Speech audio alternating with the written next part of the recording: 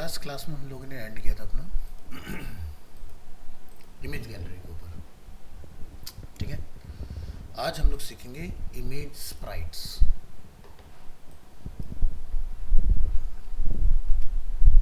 तो image sprites क्या होता है? An image Sprite is a collection of images put into a single image. यानी कि जब हम लोग की वेबसाइट बनाते हैं तो उसमें हमें डिफरेंट आइकन्स की रिक्वायरमेंट होती है। ठीक है, तो उस रिक्वायरमेंट को फुलफिल करने के लिए हमें इसकी ज़रूरत आएगी। यार हमें खुशी ने ज्वाइन किया था ना अभी।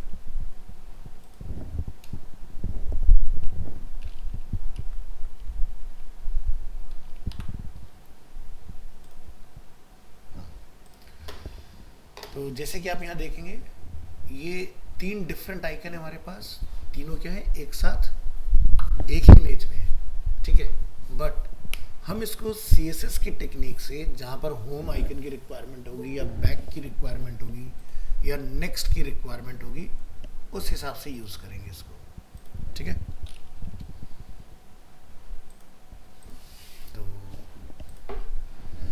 a web page with many images can take a long time to load and generate multiple server requests। क्या होता है, जब हम कोई वेबसाइट का पेज बनाते हैं और उसमें बहुत सारे छोटे इमेजेस होंगे, ठीक है, तो क्या होगा कि हर एक चीज़ की रिक्वेस्ट सर्वर से आप करते हो तभी वो डेटा आपको रिसीव होता है। अब ये कैसे पता चले भाई हमने क्या रिक्वेस्ट किया? तो देखो क्या होता है ना कि आप यहाँ पर जाके लिखते हो जैसे कि flipkart.com। हमने तो फ्लिपकार्ट डोमेन का रिक्वेस्ट किया ना, लेकिन इमेज तो ऑटोमेटिक साथ में आ रहे हैं। लेकिन इनकी भी रिक्वेस्ट गई है, क्योंकि इस पेज को फाइनल लुक एंड फील लाने में इन सभी इमेजेस का भी अपना एक रूल है।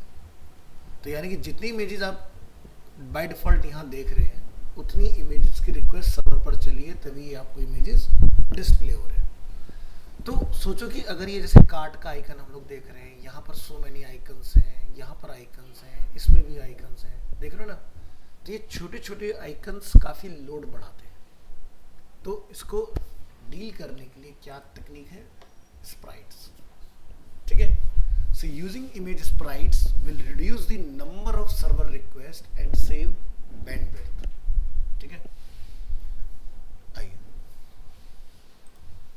क्या क्या नाम है? Krishna and Bhumi.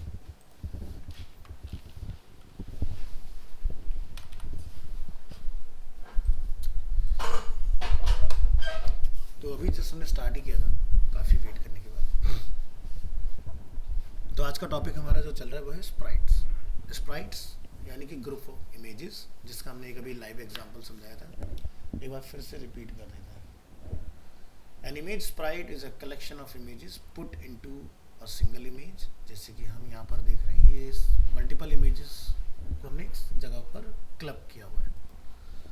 Next, a web page with many images can take a long time to load and generate multiple server requests। जो कि मैंने एक फ्लिपकार्ट का एग्जांपल दिया है कि अगर हम लोग फ्लिपकार्ट जैसी वेबसाइट को रिक्वेस्ट करते हैं एड्रेस बार में, तो जितनी भी नंबर ऑफ इमेजेस आप यहाँ देख रहे हैं, इन सभी का रिक्वेस्ट सर्वर पर जाएगा और उसके रिटर्न में फिर आपको इमेजेस आपके ब्राउज़र में डिस्प्ले होंगे। तो लार्ज इमेजेस के लिए हम लोग स्प्राइट नहीं बनाते हैं। हम लोग किस तरह की चीज़ों के लिए स्प्राइट यूज़ करते हैं? जैसे ये आइकन्स जो हम लोग यहाँ देख रहे हैं, या जैसे कि ये आइकन यहाँ पर अवेलेबल है, या फिर ये छोटे आइकन्स हैं। तो इसके लिए हम क्या करते हैं, जितनी भी मेरी वेबसाइट में प्रोजेक्ट में इमेजेस आइकन्स यूज़ होंगे, उन सभी को आप फोटोशॉप में या जिस भी सॉफ्टवेयर में आप कंफर्टेबल हैं, वहाँ पर एक ग्रिड बना लो। ठीक है, यानी कि हाइट और विड्थ 1:1 होनी चाहिए, ग्रिड का, आइकन का नहीं, ग्रिड का। ठीक है, अब जैसे कि ये एग्जांपल आप यहाँ देख रहे हैं इस तरह से, तो which ever is complete first, may be width और हाइट, आपको उस हिसाब से इसको सेट करके रखना है। ये नहीं कि होम का आइकन आपने बड़ा बना दिया, एरो का आइकन आपने छोटा कर दिया, तो क्या होगा, ग्रिड आपका इक्वल साइज पर नहीं होगा। So using image sprites will reduce the number of server request and save bandwidth. अब एग्जांपल समझिए, मान लीजिए कि हम अपनी वेबसाइट में ये 3 आइकन का इस्तेमाल कर रहे हैं, लेकिन ये तीनों इमेज एक ना हो कि क्या है, अलग अलग। तो यानी कि सर्वर पर 3 रिक्वेस्ट रन होंगी। ठीक है, लेकिन अगर हमने इसको क्लब कर दिया तो रिक्वेस्ट वन में ही आपका तीनों इमेज का काम कंप्लीट हो जाएगा। तो स्प्राइट्स क्या करते हैं, हमारी वेबसाइट की परफॉर्मेंस को बूस्ट करते हैं। So instead of using 3 separate images we use this single image जिसका नेम है image_navsprits.gif। गिफ काफ़ी लाइट वेट होती है और जब भी हम लोग कोई कस्टम ग्राफिक बनाते हैं, ठीक है, तो आप गिफ का इस्तेमाल कर सकते हो। कब नहीं कर रहे हैं, अगर आपके पास कोई ग्रेडियंट है, कोई फोटोग्राफिक कंटेंट है, तब आप गिफ का इस्तेमाल नहीं करोगे, ठीक है, क्योंकि जेपीजी और पीएनजी थोड़ा सा आपका हैवी ग्राफिक प्रोड्यूस करते हैं। गिफ में सिर्फ और सिर्फ 256 ही कलर होते हैं, तो ये काफ़ी लाइट वेट हो जाता है कंपैरेटिवली। तो अगर इसको आप एक डेमो के थ्रू समझना चाहो तो समझिए, जैसे एग्जांपल के तौर पर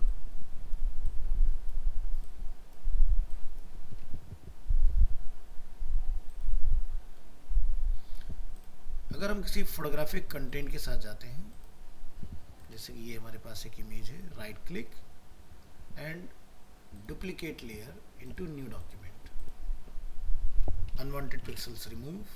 अब हमारे पास सिर्फ ये एक इमेज है। अगर हम इस इमेज को यहाँ पर एक्सपोर्ट करें वेब के लिए,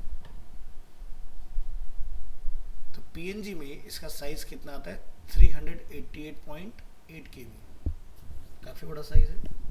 जेपीजी अगर आप प्रेफर करेंगे तो ये काफ़ी लाइट हो गया, 68 रह गया ना।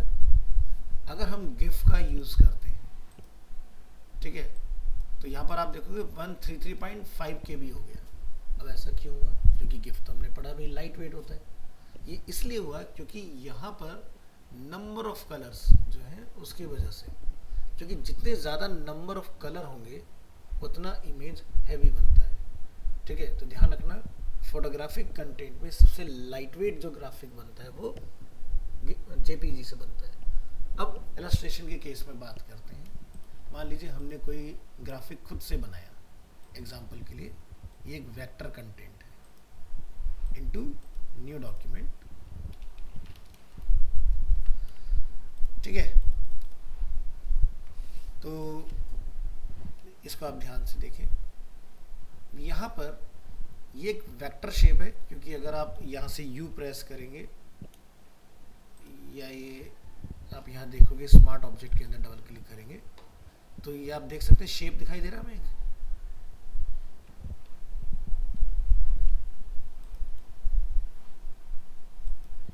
यहाँ से टूल सेलेक्ट करिए, ये देखिए नोट दिखाई दे रहे हैं आपको इसमें, ठीक है। एक वेक्टर शेप है।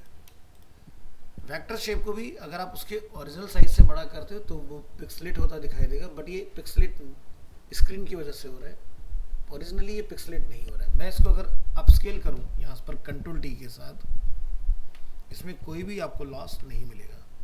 आप जितना मर्जी इसको बड़ा कर लीजिए, क्या कोई पिक्सलेशन दिखाई दे रहा है आपको, नहीं ना, क्यों, क्योंकि ये वेक्टर है।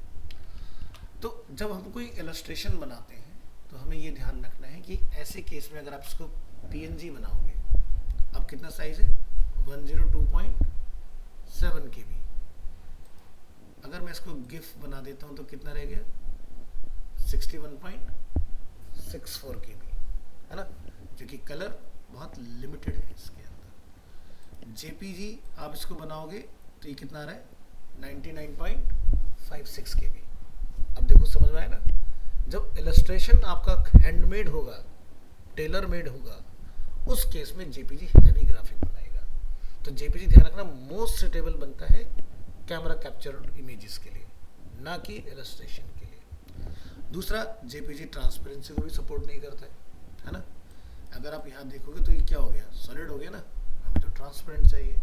ट्रांसपेरेंसी के लिए आप पीएनजी में जाओगे तो साइज हमारा 102 KB हो रहा है, और अगर हम लोग गिफ में आते हैं साइज हमारा हाफ हो जा रहा है ना, और क्वालिटी में भी किसी तरह का कोई लॉस नहीं आ रहा है। आप देख रहे हैं कितना कलर यूज हो, 217 कलर, जबकि जो गिफ हमारा फॉर्मेट होता है वो 0 to 255 यानी कि 256 कलर को सपोर्ट करता है। लेकिन जब कोई फोटोग्राफिक कंटेंट की बात आती है तो ये हैवी क्यों होता है, क्योंकि एक इमेज में जो आप लोग इस तरह के रूम में अगर कैप्चर करोगे उसमें 16.7 मिलियंस कलर होते हैं, और गिफ जो होता है वो 256 से ज़्यादा कलर को रेंडर कर नहीं सकता है।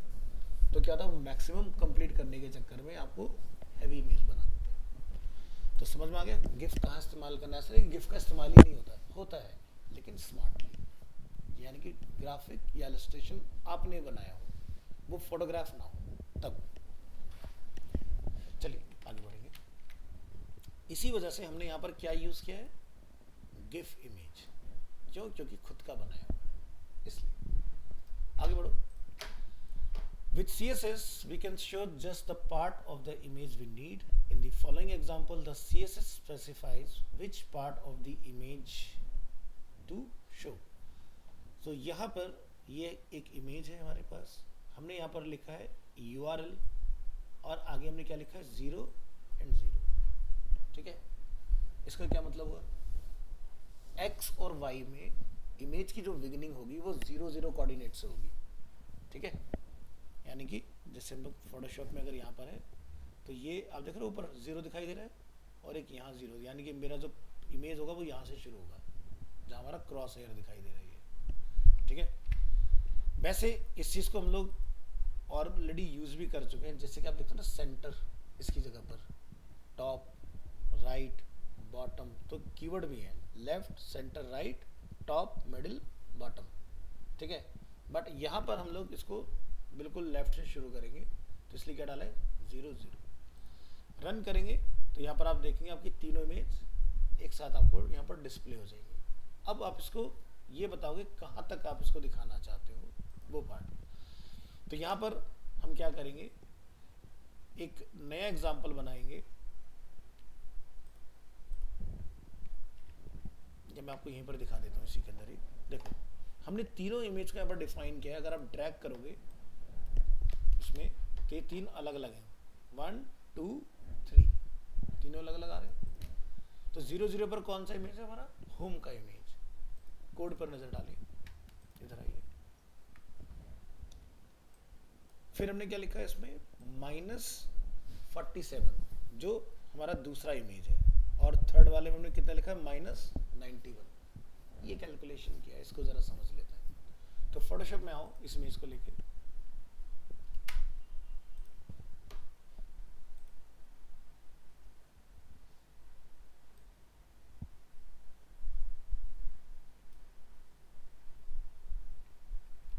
नहीं आता है कोई बात नहीं, कॉपी पेस्ट कर लेंगे इसको।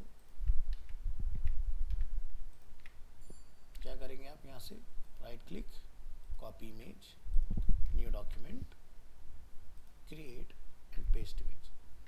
हो बहुत बुरा आ रहा है, चलो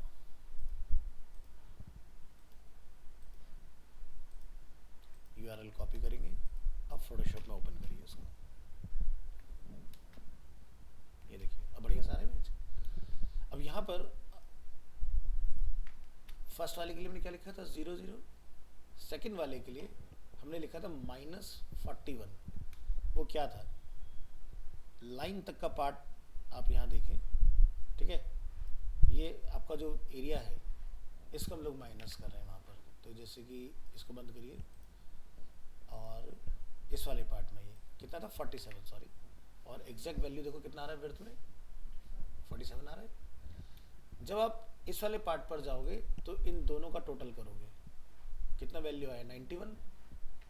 क्या लिखा हमने यहाँ पर 91। तो फर्स्ट वाला है हॉरिजॉन्टल के लिए, सेकंड वाला है वर्टिकल के लिए। तो वर्टिकल में तो कोई चेंज हो ही नहीं रहा है ना, वर्टिकल तो 0 ही रखा रहेगा ना टॉप से, सिर्फ हम लोग लेफ्ट से उसको आगे मूव कर रहे हैं, तो उतना उतना पार्ट आप माइनस करते जाओगे। ठीक है, तो इसलिए साइज इक्वल होना बहुत ज़रूरी है, तो आप बहुत अच्छे से एक ही इमेज से अलग अलग इमेज निकाल पाओगे। अब एक और इसमें हैक क्या है वो समझो। जब भी आप किसी इमेज के अंदर अपना बैकग्राउंड इमेज कॉल करा रहे होगे तो आपको ये ध्यान रखना है कि आपने सोर्स में 1x1 पिक्सल का एक ब्लैंक पिक्सल डालना है। क्या नाम है इसका, image_transparent.gif। ठीक है, यानी कि 1x1 पिक्सल की एक ट्रांसपेरेंट इमेज चाहिए, तभी आप इस बैकग्राउंड इमेज को इसके साथ रिप्लेस कर पाओगे, अदरवाइज नहीं होगा। ये भी ध्यान रखना है। ठीक है, तो फोटोशॉप के अंदर पॉसिबल है, हम एक न्यू डॉक्यूमेंट जब यहाँ क्रिएट करेंगे इस तरह से, तो आप यहाँ लिखेंगे 1 and 1 इस तरह से, ठीक है। यहाँ पर आपके पास ऑप्शंस हैं, क्लिक ऑन क्रिएट करेंगे, न्यू डॉक्यूमेंट, सो लेयर बनाएंगे, बैकग्राउंड को ऑफ कर देंगे, तो ये ट्रांसपेरेंट आपको 1 पिक्सल का इमेज आ गया इस तरह से। सेव और वेब कर दो उसको, जिस नाम से भी रखना चाहते हैं। तो पहला पार्ट क्लियर हुआ, नेक्स्ट पर आते हैं।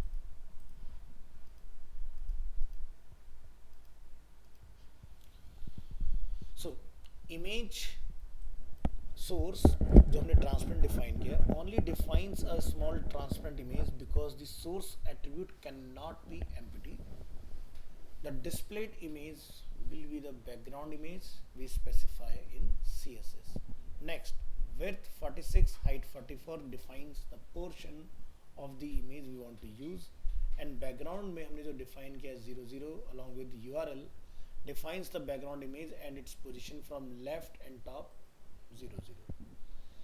Next, image sprites create a navigation list. We want to use the sprite image to create a navigation list, so we will use an HTML list because it can be a link and also supports a background image.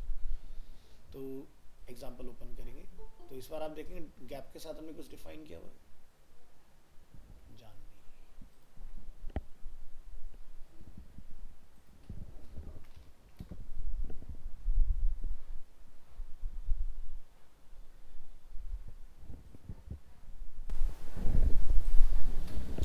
ठीक है। तो press करेंगे control you, तो हमने किस तरह से define किया, यूएल के अंदर LI और LI में ए एलिमेंट, ए के अंदर क्या हमने कुछ रखा हुआ है, ए ब्लैंक है ना। इस बार तुमने कोई 1 पिक्सल का इमेज नहीं रखा है इसके अंदर।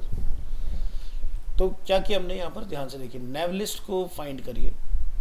नेव लिस्ट में हमने क्या लिखा है, पोजीशन रिलेटिव। तो रिलेटिव और एब्सोल्यूट कौन समझाएगा तुम में से, क्या काम करता है, पढ़ चुके हो इसके बारे में बैक टू बैक 2 क्लास में। तो क्या नाम है तुम्हारा, आसिम। आसिम, डिफॉल्ट वैल्यू क्या होती है पोजीशन की,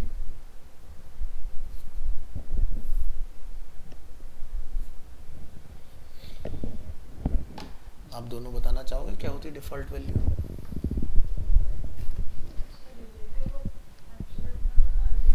नहीं, पहले डिफॉल्ट वैल्यू बताओ।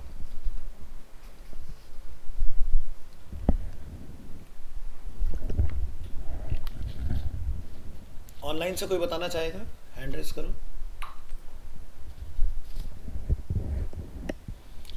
डिफॉल्ट वैल्यू ऑफ पोजीशन क्या होता है?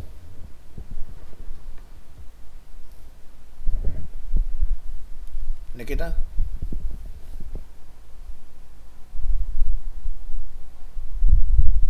खुशी, रुचि, सब लोग रिकॉर्डिंग लाके गायब हैं क्या? No response. चलिए, तो हमने, चलो पहले ये बताओ कि ऑप्शंस क्या क्या होते हैं पोजीशंस में, वो गैस करो। 2 तो आपके सामने ही है, रिलेटिव एंड एब्सोल्यूट, इसके अलावा और क्या होता है? ठीक है, वेरी गुड। स्टैटिक होता है और हाँ, एक रहता है, एक कौन सा रह गया, स्टिकी, है ना। तो तुमने स्टैटिक का नाम लिया, तो डिफॉल्ट वैल्यू स्टैटिक ही होती है, ठीक है। चलिए, तो रिलेटिव और एब्सोल्यूट कब और कहाँ यूज होता है ये बताओ।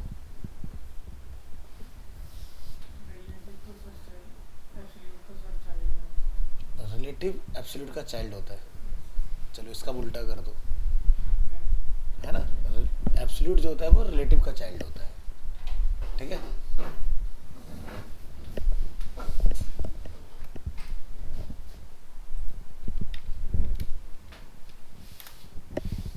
ठीक है, एब्सोल्यूट रिलेटिव के अंदर परफॉर्म करता है, ना कि रिलेटिव एब्सोल्यूट के अंदर। पहले वाले को आप जिसमें भी बना रहे हो उसमें क्या बनाओगे, रिलेटिव।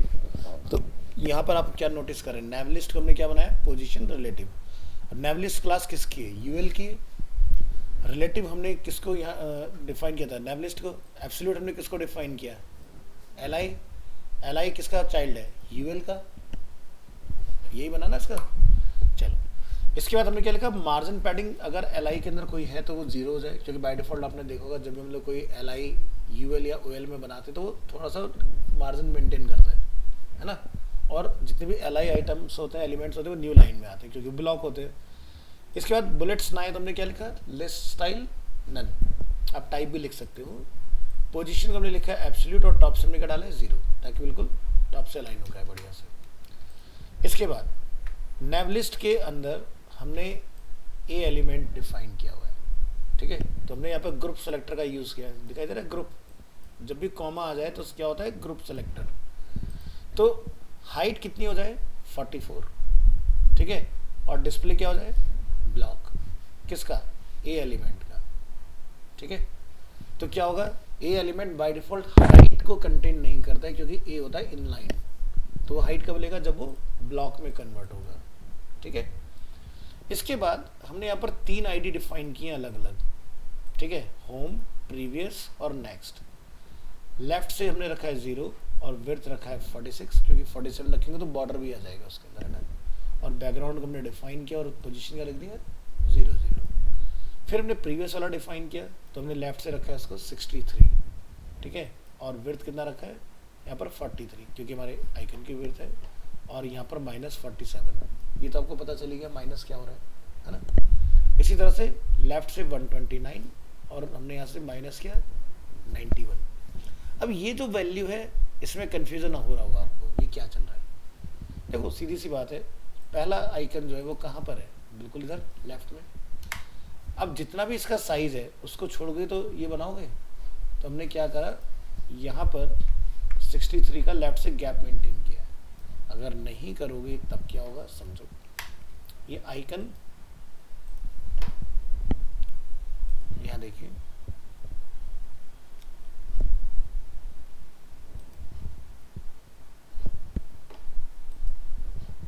ये देखो यहाँ पर क्या लिखा रहा है 63। अब अगर मैं ये नहीं डिफाइन करूंगा यहाँ पर,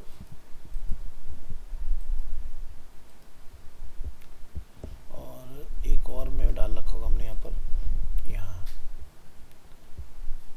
होम, फिर हमारे पास ये वाला पार्ट, तो क्या दिखाई दिया, वो अपनी जगह चेंज कर गया। तो 63 क्या है, उतना गैप मेंटेन करना है अपने लेफ्ट से। इसी तरह से नेक्स्ट वाले में जब आप आओगे तो नेक्स्ट में डाला था 129 का गैप लेफ्ट से, तो देखो वो भी उसके ऊपर आ गया, है ना।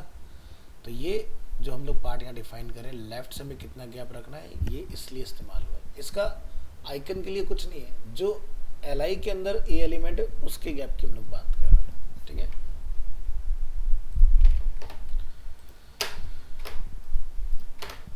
अब यहाँ पर इसका एक्सप्लेनेशन है, जरा उसको ध्यान से देखो। Nav list position relative means position is set to relative to allow absolute positioning inside it. फिर हमने नेव लिस्ट के अंदर एल आई को टारगेट किया, जिसमें लिखा margin 0, padding 0, list style none, position absolute and top से 0। इससे क्या हुआ, margin and padding are set to 0 of UL के अंदर जो हमारा एल आई एलिमेंट है। लिस्ट स्टाइल इज रिमूव, जिसके लिए हमने लिखा है list style none, and all list item are absolute position, ठीक है। नेव एल आई और नेव लिस्ट के अंदर जो हमारा ए एलिमेंट है उसको हमने हाइट ऑफर किया 44 और display block. The height of all the images is 44 pixels. Now start to position and style for each specific part. Home element में हमने लिखा है लेफ्ट से 0 और विड्थ रहेगा 46, तो position all the way to the left and the width of the image is 46।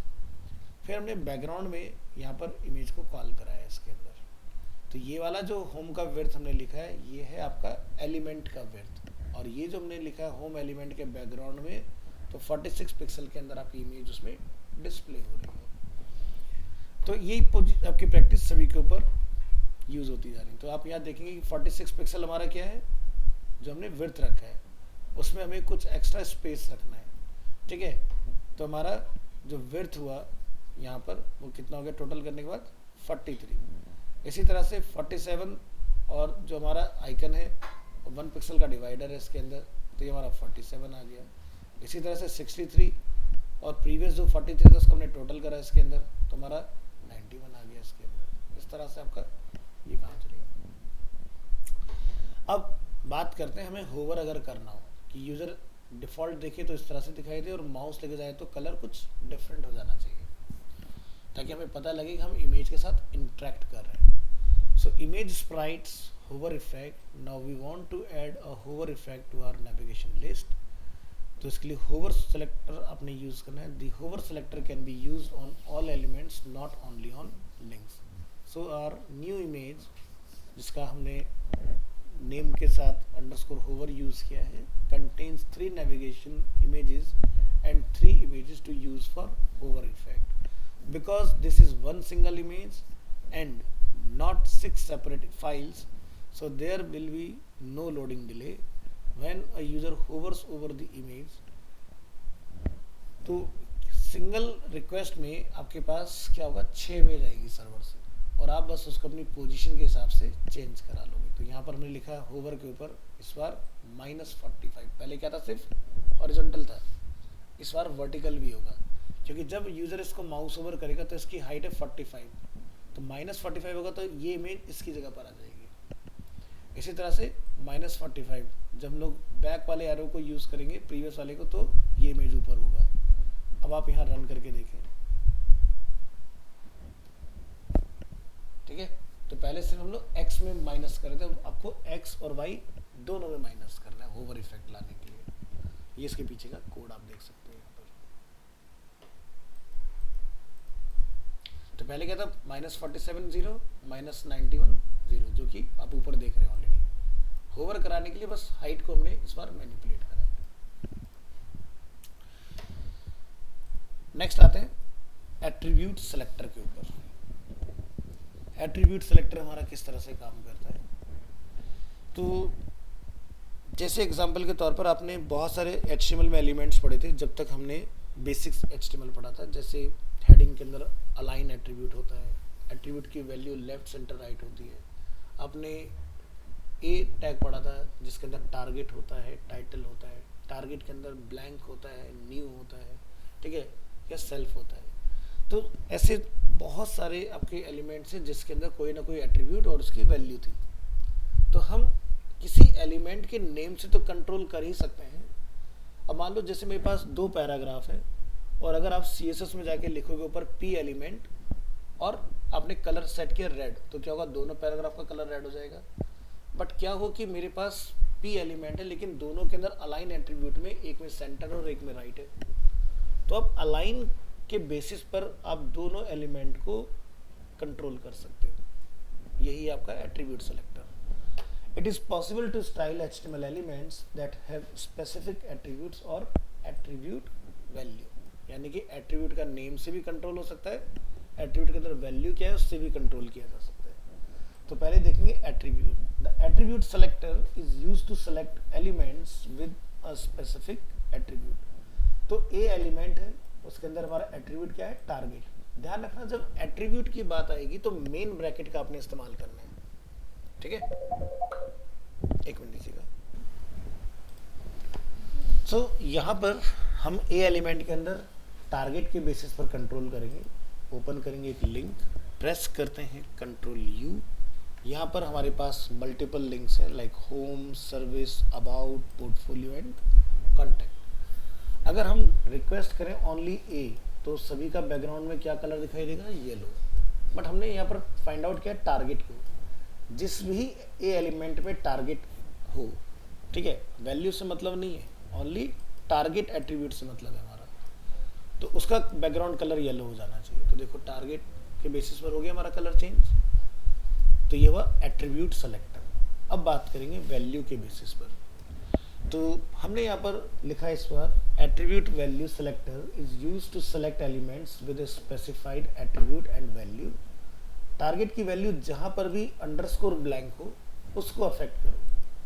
तो run करेंगे फाइल, ओनली सर्विस वाला पार्ट अफेक्ट हुआ है बिकॉज ऑफ यहाँ पर दोनों की वैल्यू अलग अलग थी, one is self and other is blank. आपने ब्लैंक को रिक्वेस्ट किया तो सिर्फ ब्लैंक का कलर चेंज होगा, ठीक है।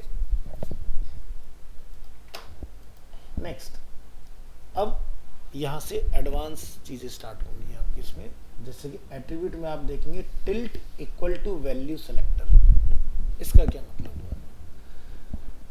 The selector is used to select elements with an attribute value containing a specified word. ठीक है, देखो कुछ एट्रीब्यूट ऐसे होते हैं जहां पर आप प्री डिफाइन चीज़ें यूज़ करते हो, जैसे कि अलाइनमेंट, लेफ्ट सेंटर राइट या जस्टिफाई, या फिर जैसे आपने देखा अभी टारगेट को लेके कि वहाँ पर क्या था, या तो सेल्फ होता है या आपका ब्लैंक या न्यू जो हम लोग लिखते हैं। अब जैसे हमने एक प्लेस होल्डर पढ़ा था फॉर्म के अंदर, या आपने इमेज में ELT पढ़ा। अब ELT तो प्री डिफाइन नहीं होता ना, वो तो डिज़ाइनर या SEO पर्सन का रिक्वायरमेंट है, वो क्या लिखना चाहता है। या एक हमने पढ़ा था टाइटल एट्रीब्यूट, वो यूजर डिफाइंड वैल्यू, तो यानी कि हम उसकी बात कर रहे हैं। तो ये लाइन क्या कहती है? The selector is used to select elements with an attribute value containing a specified word. The following example selects all elements with a title attribute that contains a space separated list of words, one of which is flower. तो अगर किसी title में flower mention है, उसको जाके 5 pixel solid और red से replace कर दो। ठीक है, तो मेरे पास 3 डिफरेंट इमेजेस थी, बट 2 इमेजेस मेरी फ्लावर की कैटेगरी में आती हैं, सिर्फ उन्हीं का आप देखोगे बॉर्डर अप्लाई हुआ। कंट्रोल यू चेक करेंगे कोड में हमने क्या लिखा था। इमेज का नेम व्हाटएवर जो भी हो, वो सिर्फ ढूंढ रहा है फ्लावर को। ठीक है, अब इसके आगे क्या है पीछे क्या है no matter, but clearly flower लिखा होना चाहिए। समझ गए ना? तो आपका इस तरह से भी कंट्रोल किया जा सकता है। Next, attribute pipe equal to value. इसका क्या मतलब होता है?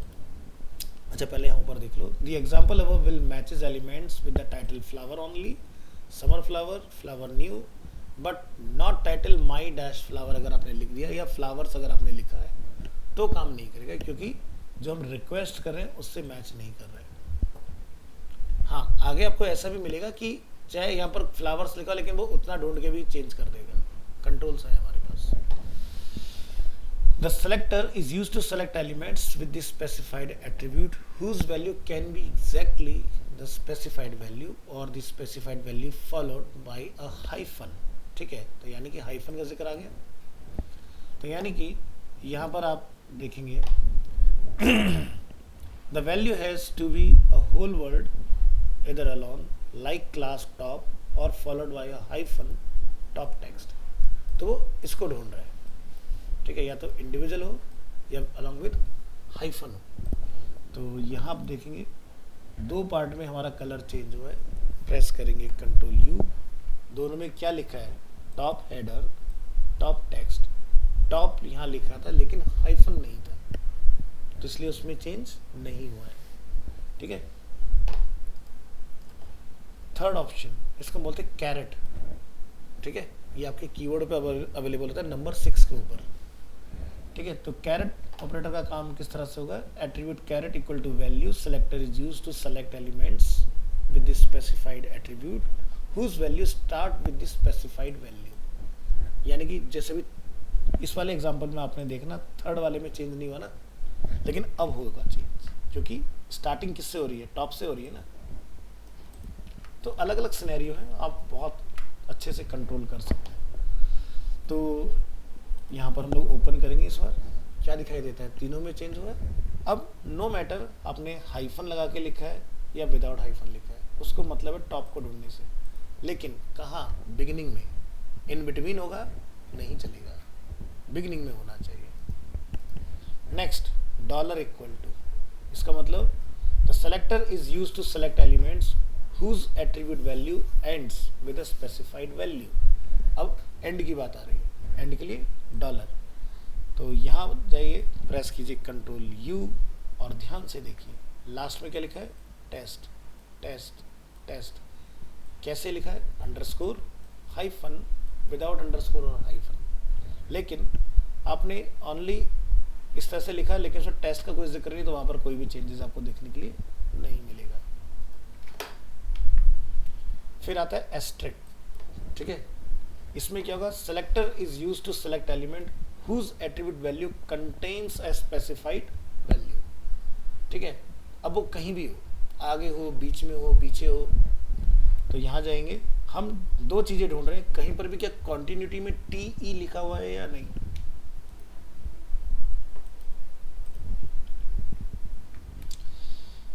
तो आप नोटिस करेंगे टेस्ट, टेस्ट एंड टेस्ट, ठीक है, फाइंड किया उसने और कलर आपका चेंज कर दिया। सेकंड वाले डिव के अंदर कुछ भी ऐसा नहीं था, इसलिए उसमें कोई चेंजेस आपको नहीं मिलेगा।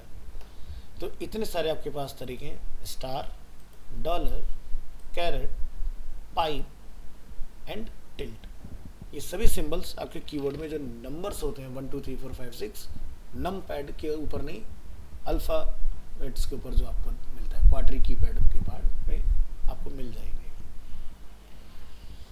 बात करते हैं स्टाइलिंग फॉर्म्स। देखो इसका जो हमने आपको अभी डेमो दिया, ये कब, कहाँ और कैसे काम आएगा। आपने HTML के जब फॉर्म्स को पढ़ा था तो उसमें देखा था जितने भी नंबर ऑफ एलिमेंट्स होते हैं फॉर्म के, वो सब क्या है, इनपुट टाइप, ठीक है।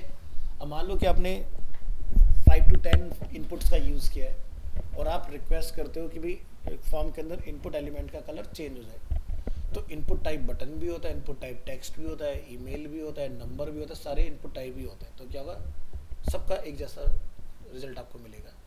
बट आप चाहते हो ईमेल का अलग हो, टेक्स्ट का अलग हो, नंबर का अलग हो, बटन का अलग हो। एग्जाम्पल, वैसे इतना तिरंगा कोई बनाता नहीं है क्योंकि हम लोग एक डिज़ाइन सिमेट्री में काम करते हैं, बट आप उनको अब टाइप इक्वल टू से कंट्रोल कर सकते हो। जैसे कि एट्रीब्यूट क्या है यहाँ पर, टाइप, टाइप की वैल्यू क्या है, text, password, email, number, date, month, year, सब था ना, पढ़ा था हम लोगों ने, कंट्रोल कर सकते हो, ठीक है। और एक भी क्लास आपको नीचे पास नहीं करना पड़ेगा, सारा कुछ एट्रीब्यूट सेलेक्टर से काम हो जाएगा आपका। तो यहाँ पर एक छोटा सा डेमो हम लोग देखेंगे। हमारे पास 3 चीज़ें हैं, एक है इनपुट टाइप टेक्स्ट और दूसरा क्या है, इनपुट टाइप बटन, ठीक है।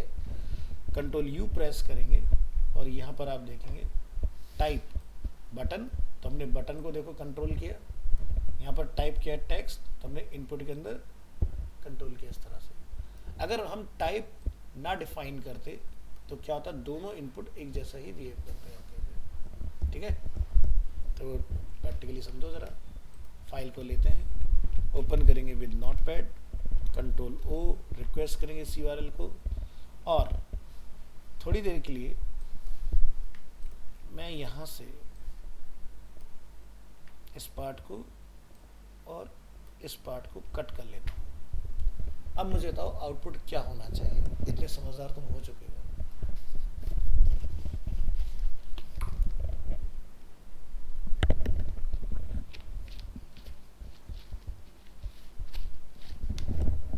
आसिम, बैकग्राउंड में येलो कलर आएगा, पक्की बात। अच्छा, और बस, और कुछ चेंज नहीं आएगा बैकग्राउंड कलर के अलावा। ध्यान से देखो स्ट्रक्चर को और फिर आंसर करो।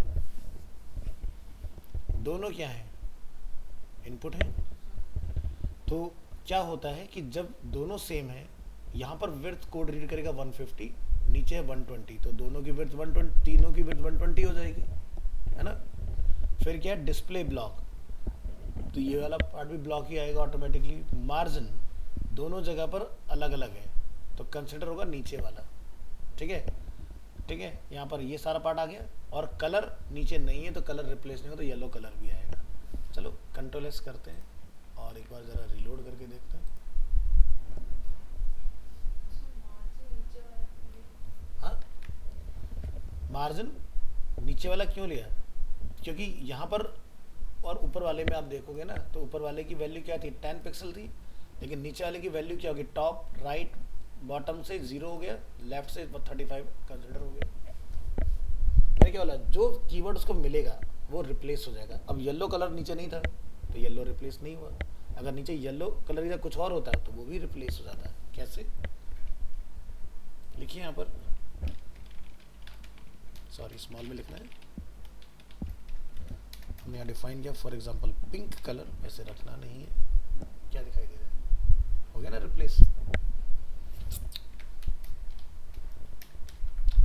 समझ में आया? जो भी हमने टॉपिक सीखा उसका प्रैक्टिकल डेमो।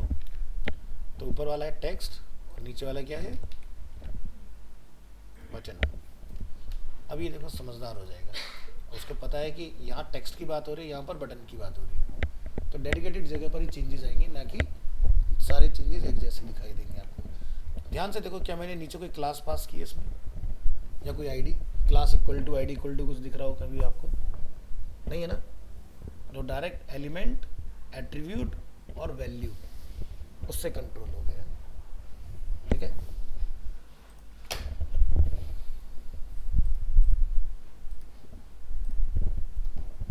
आगे बढ़ेंगे।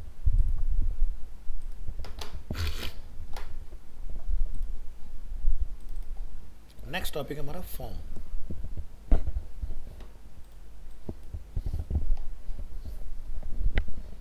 The look of an HTML form can be greatly improved with the help of CSS. So use the width property to determine the width of the input field. अब क्या होगा?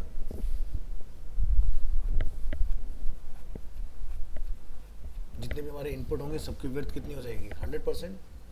100% का मतलब ये होगा कि अगर वो बॉडी के अंदर है डायरेक्ट तो बॉडी की जितनी विड्थ होगी उतनी हो जाएगी, और अगर किसी कंटेनर में है तो कंटेनर की जो विड्थ आपने रखी होगी उसके हिसाब से सेट हो जाएगा। जैसे कि आप इस एरिया में देख रहे हो, मेरा ये फॉर्म फील्ड इतना बड़ा आ रहा है ना, क्योंकि कंटेनर इतना बड़ा है मिडिल वाला। यहाँ पर आप क्या देखते हो? फॉर्म का फील्ड किसी कंटेनर में नहीं है, डायरेक्ट बॉडी के अंदर, तो बॉडी के हिसाब से पूरा स्ट्रेच हो गया है ना। 100% डाला है हमने। Next, the example above applies to all input elements. If you only want to style specific input type, you can use attribute selector, जो भी हमने थोड़ी देर पहले समझा है। तो आपको अगर टेक्स्ट को करना है, पासवर्ड को करना है, नंबर को करना है, तो स्पेसिफिक फील्ड आपका कंट्रोल होगा। बात करेंगे padding inputs. Use the padding property to add space inside the text field. By default text बड़ा एकदम स्लिक सा आता है, ऐसा मज़ा नहीं आ रहा है इसमें, तो थोड़ा सा ये ब्रॉड दिखना चाहिए। तो इसके लिए हम लोग यहाँ से क्या डिफाइन करेंगे? पैडिंग। पैडिंग 12 का मतलब क्या हुआ? Top bottom. 20 का मतलब क्या हुआ? From left and right. चला के देखिए, अब फील्ड थोड़े बढ़िया लग रहे हैं देखने में, है ना? तो ऐसा थोड़ा सा ब्रॉड होना चाहिए field. Note that we have set the box sizing property to border box. अब बॉर्डर बॉक्स का क्या काम होता है? कौन बताएगा? बॉक्स मॉडल पढ़ाया था? तो ध्यान अगर आपको रहा होगा तो क्या होता है कि जब भी आप कोई विड्थ डिफाइन करते हो, पैडिंग उसमें टोटल होता है, बॉर्डर उसमें टोटल होता है ना। लेकिन अगर हम बॉर्डर बॉक्स डिफाइन कर देते हैं तो पैडिंग और बॉर्डर जो होता है वो माइनस हो जाता है, यानी कि रहेगा तो, लेकिन वो मेरे डिज़ाइन को ओवरफ्लो नहीं करेगा, एक्सपेंड नहीं होने देगा। इसी वजह से हमने यहाँ पर क्या लगाया? बॉक्स साइजिंग में border box. This make sure that padding and eventually borders are included in the total width and height of the elements, ना कि एक्सपेंड कर जाए, एक्सटेंड कर जाए उस चीज़ से। बॉर्डर्ड इनपुट, अगर आपको फॉर्म फील्ड का बॉर्डर चेंज करना है तो आप यहाँ लिखेंगे बॉर्डर और उसका रेडियस। ये देखिए चेंज हो गया। If you only want a border from bottom, तो आप यहाँ से बॉर्डर बॉटम की प्रॉपर्टी ऐड कीजिए। 4 साइड से ना होकर सिर्फ आपको बॉटम से बॉर्डर देखने के लिए मिलेगा इस तरह। कलर्ड इनपुट, अगर आपको अपने इनपुट का कलर चेंज करना है तो आप लिखिए बैकग्राउंड कलर और आपका फील्ड का कलर भी चेंज हो जाएगा। ठीक है, तो हमने बैकग्राउंड कलर डिफरेंट रखा है, टेक्स्ट कलर में ब्लैक रखा हुआ है। फोकस्ड इनपुट, फोकस मतलब जैसे आपने भी क्लिक किया तो ये फोकस हो गया इस तरह से। So focus input by default some browser will add a blue outline, इस तरह से देख रहे हैं जो लाइन निकल के आ रही है, blue outline around the input when it gets focused means clicked on। जब भी आप फील्ड पर क्लिक करोगे तो एक आउटलाइन आता है। अब जैसे ये फील्ड देखने में बहुत अच्छा लग रहा है, बट जब मैं क्लिक करूँ तो अच्छा नहीं लग रहा ना देखने में। अगर आप चाहते हो इसका कलर वगैरह कुछ डिफरेंट हो तो आप कंट्रोल कर सकते हैं फोकस के ऊपर। हमने क्या लिखा यहाँ पर, जैसे बैकग्राउंड का जो कलर है टेक्स्ट फील्ड में जब मैं फोकस करूँ तो उसका कलर चेंज हो जाए। तो आप देखना चेंज हो रहा है। हाँ, अगर बॉर्डर का चाहोगे बॉर्डर भी चेंज हो जाएगा, चॉइस है अपनी। हमने बैकग्राउंड का चेंज किया। इसी तरह से बॉर्डर का चेंज करना चाहते हो फोकस में तो देखो बॉर्डर बहुत लाइट आ रहा है, फेडेड डार्क हो जाएगा। तो एनिमेट होकर कैसे चेंज हो रहा है, ट्रांजिशन हमने पढ़ रखा है, पढ़ा है ना ट्रांजिशन, ऑल प्रॉपर्टी कितने सेकंड में चेंज करना है, देखो क्या, यहाँ देखो है ना। Next, input with icon image. जैसे एग्जांपल के तौर पर आप ब्लिंकिट में आते हो या फिर आप फ्लिपकार्ट में जाते हो,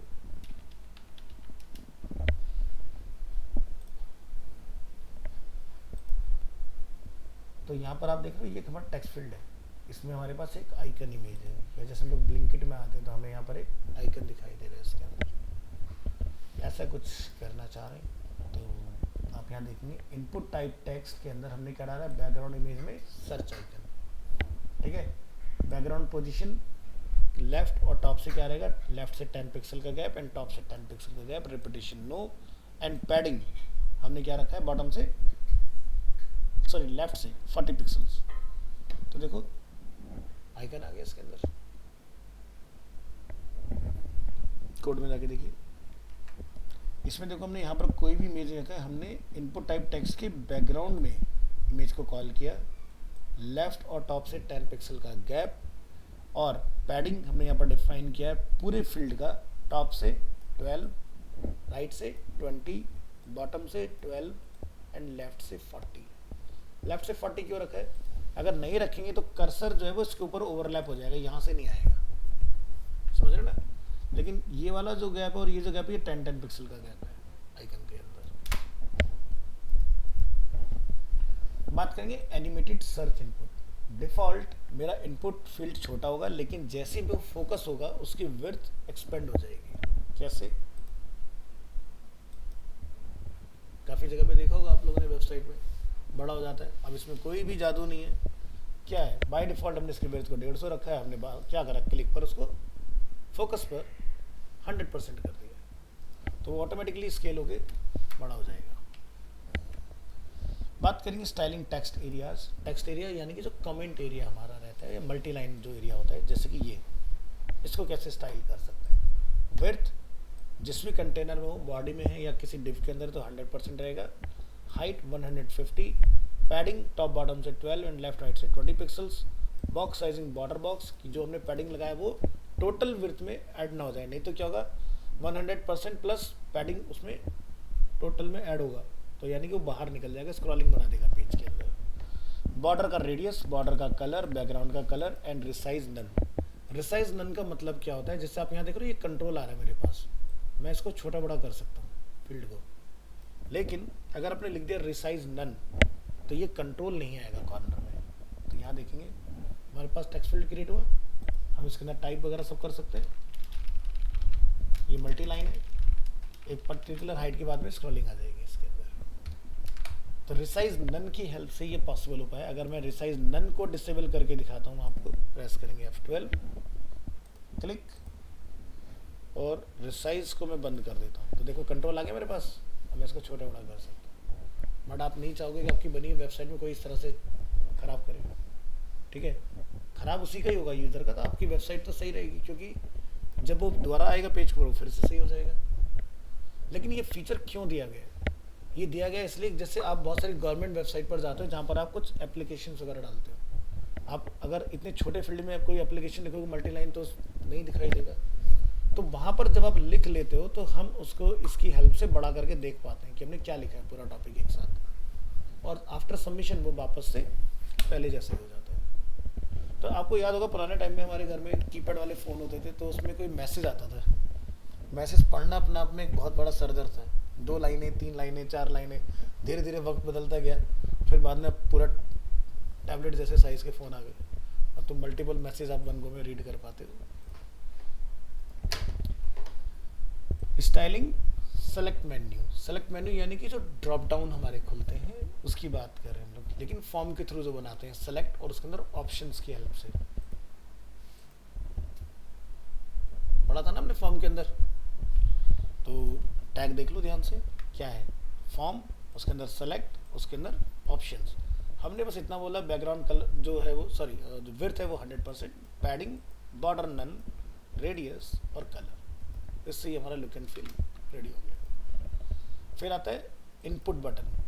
अब बटन चाहे आपका टाइप बटन हो या सबमिट हो या रीसेट हो, तो ये क्या है, ग्रुप सेलेक्टर कॉमा लगाया हुआ है, तो तीनों को हम एक जैसे स्टाइल में लेके आ रहे हैं, ठीक है। ये आपके बटन्स आ गए। रिस्पॉन्सिव फॉर्म, जब आप कोई फॉर्म बनाओगे तो लेफ्ट साइड में हमारे पास कुछ इस तरह से रहेगा, या फिर बहुत सारी मॉडर्न वेबसाइट में आप देखोगे फील्ड के जस्ट ऊपर लिखा होता है फर्स्ट नेम, है ना। तो अगर एरिया बहुत ज़्यादा है तो इस तरह से चलेगा। धीरे धीरे रिसाइज करके देखेंगे, जगह कम करने की कोशिश करते हैं, कंजस्टेड करते हैं इसको, तो देखो रिसाइज हो रहा है अपने आप। क्यों, ये जो लेफ्ट वाला एरिया उसकी विड्थ है टोटल स्क्रीन की विड्थ का 25%, और जो रिमेनिंग एरिया वो है 75%। तो जहाँ तक उसके अंदर पॉसिबिलिटीज़ होगी वो रिसाइज करते जाएगा, और एक वक्त ऐसा आएगा कि जब उसके पास जगह नहीं होगी और ये कुछ इस तरह से चेंज हो जाएगा। तो मोबाइल यूज़र के लिए ऐसा वाला, टैबलेट और डेस्कटॉप के लिए ये वाला। तो क्या हुआ, ऐसे कैसे बदल गया ये अचानक से। प्रेस करेंगे Ctrl+U, ध्यान से देखो अपने इसमें, यहाँ पर कॉलम हमने एक बना रखा है 25%, एक हमने बना रखा है 75%, उसके अंदर लेवल है, और यहाँ पर क्या है आपका 75% में इनपुट टाइम। तो इतना तो हम लोग पहले ही पढ़ चुके हैं ना कि जहाँ पर 25-75 की विड्थ अलग अलग है, उन दोनों को कितना कर दो 100%, और जो हमने डिस्प्ले या फ्लॉट लगा रखा है उसको आपने क्लियर करा देना है, तो आपका काम हो जाएगा, ठीक है। बात करेंगे काउंटर्स। काउंटर काफ़ी एडवांस चीज़ है। इसके अंदर काफ़ी जगह पे कुछ टॉपिक इस तरह से लिखे जाते हैं बुक्स वगैरह के अंदर कि जब आप लिखते हैं कोई हेडिंग, तो हेडिंग 1 अपने आप लिखा आ जाता है। जैसे याद करो लिस्ट आइटम हमने पढ़ा था, ऑर्डर लिस्ट। आप जब लिस्ट बनाते जाते हैं तो 1 2 3 4 5 6 ऑटोमेटिक काउंट हो रहा है ना। वैसे ही हम चाहते हैं कि कुछ अपने पर्सनल एलिमेंट में कि भाई ये अगर एक हेडिंग है, ये मेरा दूसरा हेडिंग है, तो इसका कि लिखा है 1 2 3। अब काउंटर कुछ भी हो सकता है, ABCD भी हो सकता है, वो मेरी चॉइस है, मुझे क्या लिखना है। तो CSS counters are variable maintained by CSS whose value can be incremented by CSS rule to track how many times they are used। जैसे हेडिंग आपने कई बार लगा लिया, काउंटर लगा लो ताकि पता चल जाए भाई 2-3 बार चल गया, नहीं गलत है। Example, so counters let you adjust the appearance of content based on its placement in the document। So automatic numbering with counters। So to work with CSS counters we will use the following properties। counter, reset। सबसे पहली चीज ये आपको करनी पड़ेगी। So creates a reset a counter। counter increment increments a counter value। next is content, inserts generated content and counters or counters function adds the value of a container to an element। So to use a CSS counter it must first be created with counter reset। और ये कहाँ करोगे आप, body element के अंदर, क्योंकि सबका parent कौन होता है, बॉडी, जो एंड यूजर को डिस्प्ले होता है। हमने यहाँ पर क्या लिखा है जाके काउंटर रिसेट के अंदर, सेक्शन, ठीक है। हमने बोला H2 एलिमेंट, तो बिफोर सूडो हम लोग पढ़ चुके हैं, ठीक है, लास्ट क्लास ही पढ़ाया था। तो बिफोर आफ्टर कौन से होते हैं, क्लास वो होते हैं या फिर आपके डायरेक्ट एलिमेंट सूडो में आते हैं, किस में आता है, सूडो क्लास या सूडो एलिमेंट।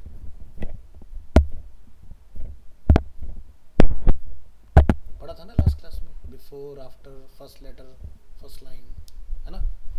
तो बताओ याद है नहीं, चलो कोई बात नहीं याद आ रहा है। तो बिफोर यानी कि ध्यान रखो, अगर सिंगल होता कॉलन तो होता क्लास सूडो, अगर आ गया डबल तो क्या हो गया, एलिमेंट सूडो। पहचान बताई थी ना लास्ट क्लास में, पढ़ नहीं रहे हो तुम लोग घर में जाके, है ना। तो क्या है यहाँ पर, काउंटर इंक्रीमेंट, हमने यहाँ पर क्या लिखा, सेक्शन। तो सेक्शन इज यूजर डिफाइंड, कुछ भी हो सकता है, ठीक है। फिर हमने क्या लिखा, कंटेंट, सेक्शन, और काउंटर के अंदर हमने क्या पास किया, सेक्शन, और कॉलन लगा के लिखा है, ठीक है।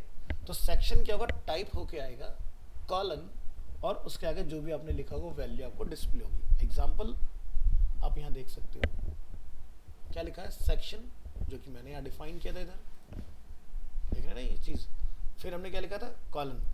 काउंटर जो है वो क्या आएगा, 1 2 3 इस तरह से। तो देखो क्या लिखा रहा है, सेक्शन काउंटर कॉलन।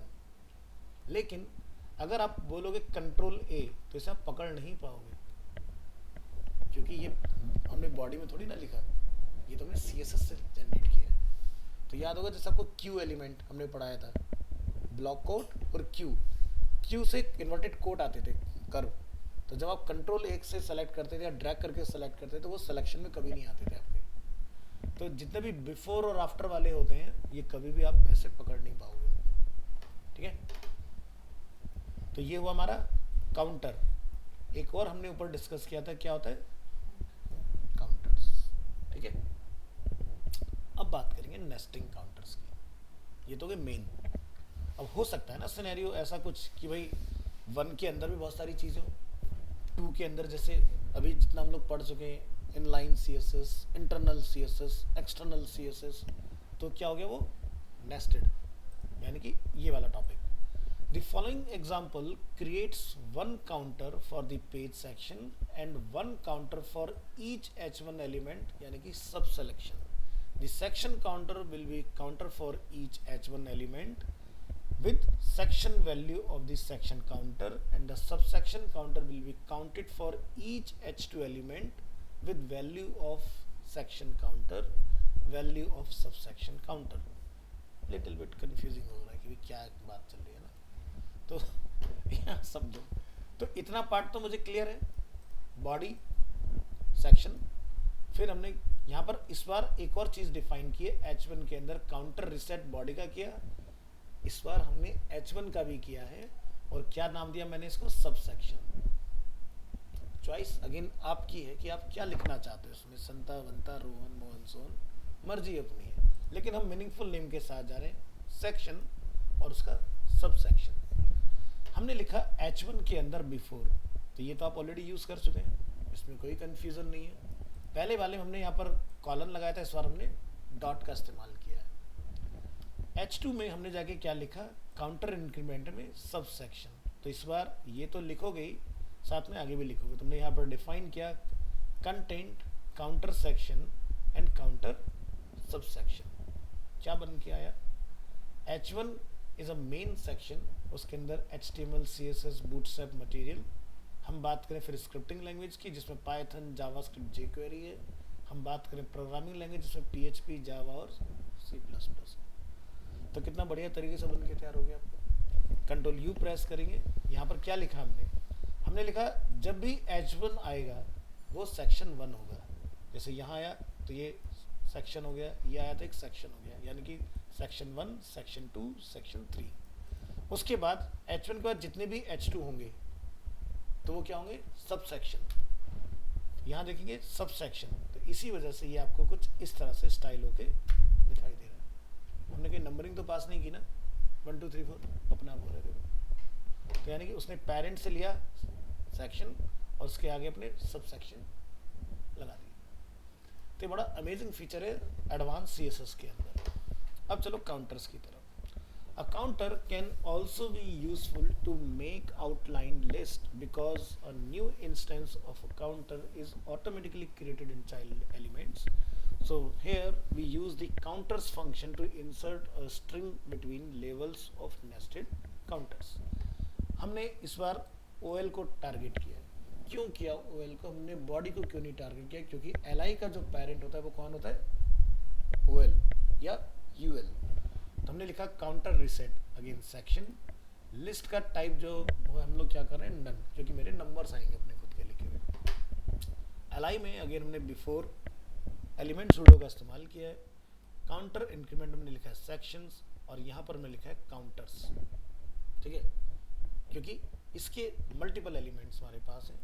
अब आप जाके देखो जैसे 1 2 2 के फिर सब पार्ट है, 2 का 1, 2 का 2, 2 का 3, यानी कि इसकी बात हो रही है। फिर 2 के 3 के भी कुछ और चाइल्ड पार्ट है हमारे पास। तो नंबरिंग देखो कितने बढ़िया से अपना हो गया आगे से। कंट्रोल U करके देखो, हमने तो बस नेस्टेड लिस्ट बनाया, पढ़ाया हुआ है आप लोगों को कि एल के अंदर ही आपका ओ चलता है, इस ओ के अंदर फिर एक और एल में आप यहाँ जाके देखोगे तो ऐसे आपका चलता है काउंटर्स, यानी कि जब डीप नेस्टेड लेवल की बात आएगी तब काउंटर्स का इस्तेमाल होगा। करके देखोगे खुद से तब अच्छे से समझ में आएगा।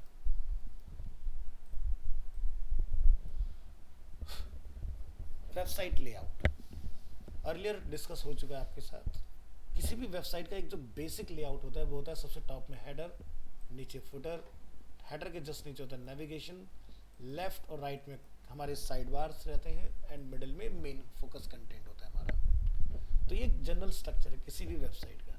अब ज़रूरी नहीं कि सब में यही प्रैक्टिस यूज़ हो। अब जैसे फ्लिपकार्ट, उसमें दाएं बाएं तो कॉलम नहीं होते ना, सिर्फ लेफ्ट साइड कॉलम होता है ना, और बाकी मेन जो होता है वो टोटल विड्थ के अंदर होता है। एग्जांपल देख सकते हैं लाइव किसी भी प्रोडक्ट पेज के ऊपर जाकर, क्या दिख रहा है ना, ऐसे है ना। ये लेफ्ट वाला पार्ट यानी कि इसमें राइट साइड का कंटेंट हमारा नहीं है, लेकिन एक नॉर्मल जो स्ट्रक्चर होता है कुछ ऐसा ही होता है।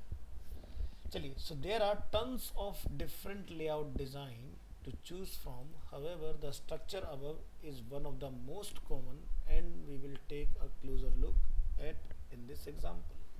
तो सबसे पहले हमने डिफाइन किया है हेडर। हेडर का कोई विड्थ नहीं है, कोई हाइट नहीं है। Header by default display block होता है, फुल विड्थ में स्ट्रेच आउट होता है। हमने सिर्फ बैकग्राउंड, टेक्स्ट का अलाइनमेंट और padding top bottom left right से इसको प्रोवाइड किया है। तो क्या बन के तैयार हुआ? हेडर। अंदर के पार्ट को कंट्रोल कर सकते हो अगर आप चाहते हो तो। उसके जस्ट नीचे हमने क्या बनाया? Navigation bar. A navigation bar contains a list of links to help visitor navigating through your site.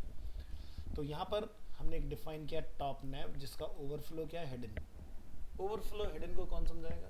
क्या होता है ओवरफ्लो, क्या क्या प्रॉपर्टीज होती हैं इसके अंदर, कब इस्तेमाल करते हैं?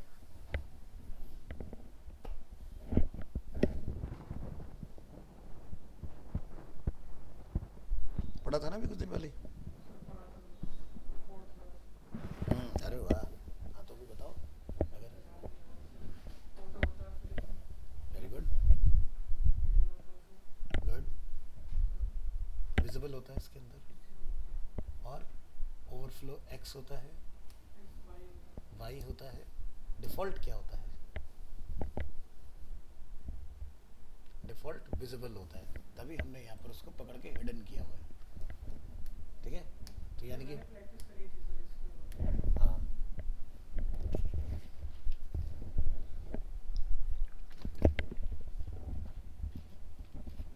चलिए तो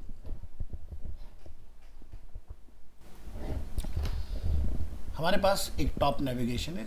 हमने ओवरफ्लो हिडन मेंशन किया। हिडन क्यों किया है? कि अगर आपके पास आइटम्स ज़्यादा हो जाए तो वो हाइड हो जाए। ठीक है, क्योंकि नैब बार से मैटर बाहर निकल के आ जाएगा तो अच्छा नहीं लगेगा ना, है ना। और बैकग्राउंड का कलर में डार्क कलर में सेट किया 333। उसके बाद जो टॉप नैब के अंदर हमारे ए एलिमेंट है यानी कि एंकर, हमने बोला इसको फ्लॉट लेफ्ट। इससे क्या होगा? जितने भी लिंक होंगे साइड बाई साइड आएंगे। डिस्प्ले ब्लॉक यानी कि मैं उसको पैडिंग वगैरह ऑफर कर सकता हूँ जिससे थोड़ा सा ब्रॉड दिखाई देंगे आपको। और माउस ओवर करने पर हमने अपना कलर जो है वो चेंज किया है। तो देखो हेडर के नीचे मेरा नैब बार बना, माउस ओवर पर कलर वगैरह चेंज हो रहा है। ठीक है, इस तरह से।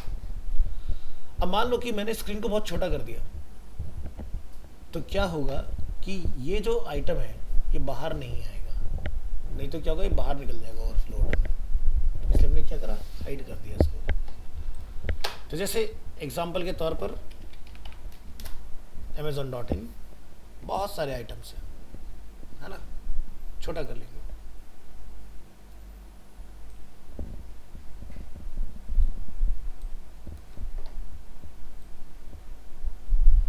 अमेजोन पे तक दिखाई दे रहा है। आप नोटिस करना है इसका जो गैप होता है देखो बढ़ता है। देखो ओवरफ्लो क्या है? इलेक्ट्रॉनिक गैप हो गया था ना, ओवरफ्लो हिडन। समझ आ रहा है? लाइव डेमो, जगह नहीं बची मेरे पास तो नीचे निकल के आ जाएगा ये। तो मेरा लुक खराब करेगा, तो किसी को पता ही नहीं चला क्या गायब हुआ इसमें से, किसी को पता ही नहीं चला ना क्या गायब हुआ इसमें। अब क्या हुआ, इलेक्ट्रॉनिक को जगह मिली तो आ गया, है ना, यानी कि विजिबल, नहीं तो हिडन, है ना। एग्जाम्पल सामने है ना, क्या इसके आगे कुछ और था, होम एंड किचन, और कुछ था इसके आगे, कंप्यूटर, कार, लेकिन तुम्हें छोटा करने पर पता नहीं चला क्या गायब हुआ यहाँ से। तो ये है ओवरफ्लो हिडन का मैजिक, समझ गए। तो अभी तो मेरे पास 3 ही आइटम है, कल को हो सकता है खुदा ना खास्ते मैंने पूरा नैब बार जबरदस्त भर दिया और किसने पेज को छोटा कर दिया, तो मेरे आइटम निकल के बाहर ना आ जाए डिप से, तो इसीलिए हमने क्या लगा दिया, ओवरफ्लो हिडन। तो यहाँ जरूरत थी नहीं, इसी डेमो को दिखाने के लिए मैंने रखा है पर्पजली उसको, ठीक है। तो अच्छे से समझ में आया। तो देखो इतना सारा कुछ बचा था, अमेजोन पे, electronics, kitchen, computer, car, books. चलो आगे बढ़ेंगे, बात करेंगे content. The layout in this section often depends on the targeted user. The most common layout is one और कंबाइनिंग देम ऑफ फॉलोइंग। तो जैसे 1 कॉलम लेआउट, यानी कि जैसे बैनर एरिया में बनाना हो, ये चीज, ठीक है। तो ये क्या हुआ हमारा 1 कॉलम लेआउट। 2 कॉलम लेआउट इसमें मिल जाएगा डेमो, नीचे आइए। अच्छा इन्होंने हटा दिया, कोई बात नहीं, चलो 3 कॉलम समझ लो, यहाँ पर 1 2 3 इक्वली 3 पार्ट में डिवाइडेड है, और ये 3 कॉलम लेआउट है हमारे पास। तो जितनी भी वेबसाइट्स जनरली जब लोग देखते हैं वो ऐसे ही कुछ होती हैं। जैसे आप यहाँ देख सकते हो 3 कॉलम लेआउट था, मेरे वाले में 2 कॉलम लेआउट का भी डेमो है, 3 कॉलम लेआउट का भी डेमो है, सिंगल कॉलम लेआउट का भी डेमो है, 4 कॉलम लेआउट का भी डेमो है, ठीक है। आज सुबह ये बना के कंप्लीट हो चुका है, तो देख भी सकते हैं हम लोग इसका फाइनल आउटपुट क्या निकल के आया।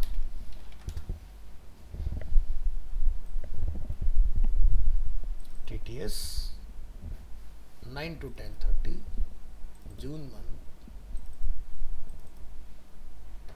तो देखो सब चीज़ें फंक्शनल है, सारे लिंक्स वगैरह सब चीज़ें प्रॉपर,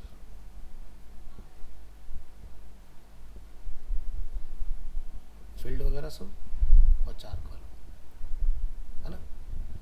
ये इसका पूरा CSS,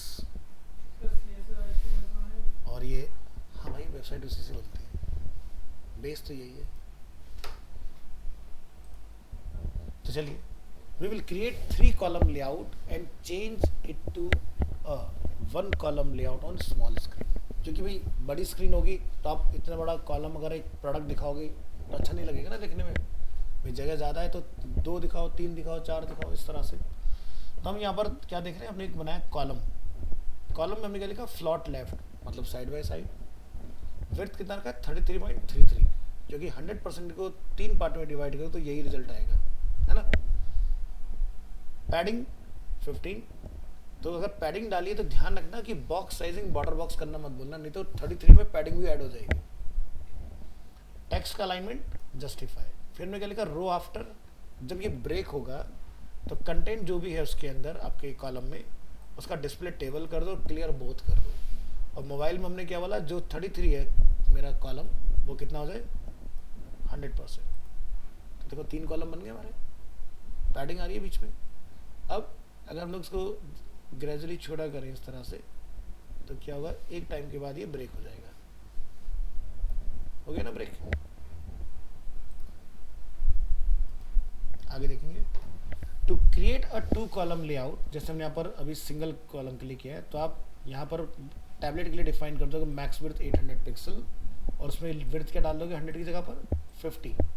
4 कॉलम लेआउट बनाना है तो आप 25% की विड्थ सेट करोगे। मैंने 3 कॉलम को बनाया तो हमने क्या रखा है 33.33। A more modern way to create column layout is to use CSS flex box. तो जो मैंने अभी आपको टेम्पलेट दिखाया था वो पूरा फ्लैक्स में बना है, ठीक है, और उससे पहले वाले टेम्पलेट हमने फ्लॉट में भी बना के दिखाए स्टूडेंट्स को। अनइक्वल कॉलम अगर हमें करना पड़ जाए तब, to the main content is the biggest and the most important part of your website, जो ज़्यादा इन्फॉर्मेशन आपको दिखाएगा। It is common with unequal column width so that most of the space is reserved for the main content and the side content is, if any, is often used an alternative navigation or the specify information relevant to the main content. तो हमने यहाँ पर क्या लिखा है, column left, column side और column middle. Middle को हमने बोला टोटल स्क्रीन का 50 और लेफ्ट वाला जो साइड वाले जो हमारे कॉलम है उसको हमने क्या बोला 25%. तो 25% की विड्थ का हमारा लेफ्ट में साइड बार होगा, 25% का राइट में होगा और मिडिल का 50% होगा. और ये कुछ ऐसा दिखाई देगा. अब इक्वल नहीं है ना, अब ये दो इक्वल हैं और ये अपने आप में टोटल विड्थ का 50% है. अगेन इसके साथ ही वही होगा, जब आप इसको छोटा करेंगे ये भी रिस्पॉन्सिव हो जाएगा. मोबाइल पे जाके तीनों एक जैसे दिखाई देंगे. नेक्स्ट, फुटर हमें ऐड करना है. हमने यहाँ पर फुटर को कॉल किया, इसके अंदर ये हमारा फुटर आ गया इसमें. और आप मोबाइल मोड में देखिए, हेडर, नेविगेशन, आपके तीनों कॉलम और फुटर. रिस्पॉन्सिव वेबसाइट का लेआउट, जैसे आप इस तरह से स्ट्रक्चर समझ सकते हो. ये हमारा वेबसाइट है, ये नैब बार है, राइट हैंड साइड पर लॉगिन का हमने एक बटन बनाया हुआ है. यहाँ पर हमने कुछ सेक्शंस बनाए हुए 1 2. राइट हैंड साइड पर कुछ इस तरह का कंटेंट है, नीचे फुटर है. और आप ये देखिए बढ़िया से मोबाइल मोड में आ रहा है. तो ये इसी का एडवांसमेंट है. ये मैं आपको समझाऊंगा नहीं क्योंकि जब तक आप बनाओगे तब तक समझ में नहीं आएगा बरोली. ठीक है, तो जब आपको इस तरह के मैं टेम्पलेट डिज़ाइन करना सिखाऊंगा तब समझ में आएंगी चीज़ें. तो आज के लिए इतना रखेंगे और नेक्स्ट क्लास में हम लोग मूव करेंगे अपने नए टॉपिक के ऊपर. ठीक है, कोई डाउट्स है, कोई क्वेरी है तो पूछिए.